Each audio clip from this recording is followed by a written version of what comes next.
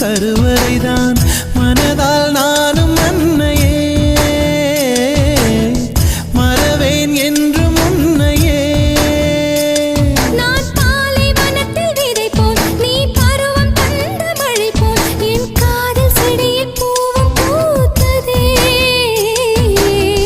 உன் விழி திறந்திருந்தால் விடியலி தேவையில்லை உன்னை நான் துறந்திருந்தால் உயிரது சொந்தமில்லை இத்தனையும் இனி கிடைக்குமா கிடைக்கும் கிடைக்கும் நான் கூட சொல்கிறேன் அழகே பிரம்மனிடம் மனு கொடுக்க போயிருந்தேன்